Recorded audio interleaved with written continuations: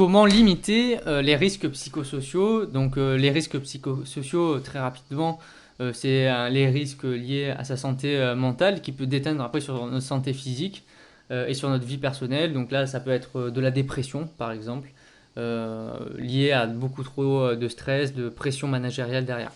Alors comment est-ce qu'on va aller limiter, nous, en tant que manager? Déjà, pour éviter qu'on ait ces problèmes-là avec notre équipe, alors nous-mêmes, on peut être exposé bien sûr à ces risques si on a une hiérarchie qui est très dure, mais le but, bien sûr, c'est de ne pas faire à votre équipe ce que vous n'aimeriez pas qu'on vous fasse. Et donc, il va falloir limiter ces risques.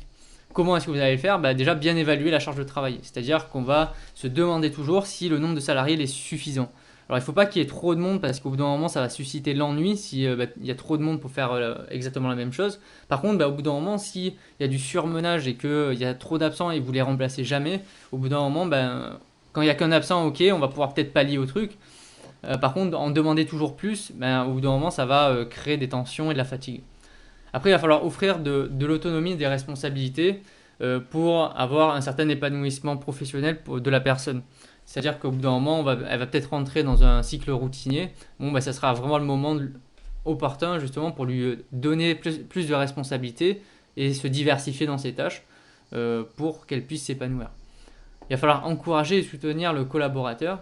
C'est-à-dire qu'on va se concentrer principalement sur justement les qualités et les points d'amélioration. Donc ça, c'est une chose qu'il faut faire très attention, c'est-à-dire qu'on a tendance à soulever tous les problèmes. J'avais une directrice qui était comme ça, c'est-à-dire que très pessimiste et elle voyait que les choses du mauvais angle, les mauvaises choses.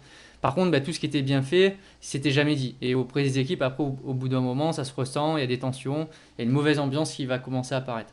Donc le fait déjà de commencer à encourager et soutenir le collaborateur, vous allez offrir de bonnes conditions de travail, une bonne ambiance et du coup, la personne elle sera contente de venir.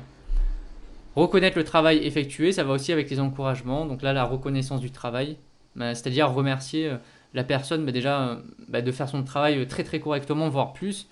Ça permet d'apporter vraiment un sentiment de satisfaction auprès de la personne et on considère vraiment son travail, elle est utile à l'entreprise et c'est ça qu'il faut mettre en avant. Parce que rien de pire que de dire à quelqu'un de toute façon tu sers à rien.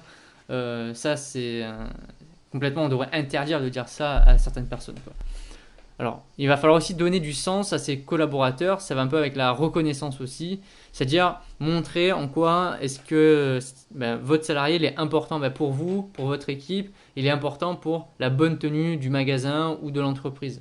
En mettant du sens, la personne elle saura pourquoi elle se lève tous les matins, donc ça évitera de la lassitude au bout d'un certain moment et un manque d'intérêt pour l'entreprise elle-même.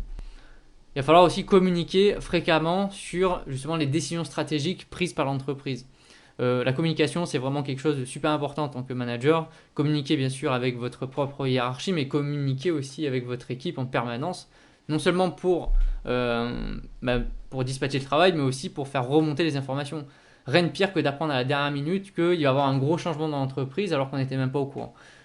Donc ça va permettre d'impliquer justement et de rassurer certains collaborateurs parce qu'il y aura beaucoup de on-dit et des rumeurs qui vont apparaître, alors soit dans l'entreprise, soit sur les réseaux sociaux. Et donc si vous ne communiquez pas sur ça, cette bombe-là va commencer à grossir et à exploser au bout d'un moment. Donc il faut faire très attention.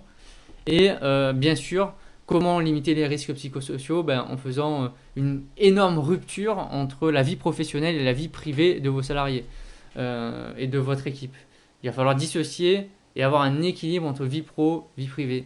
Donc quand vous voyez qu'un salarié il commence à être très impliqué, qu'il est très souvent là, au bout d'un moment il va peut-être falloir lui offrir un week-end.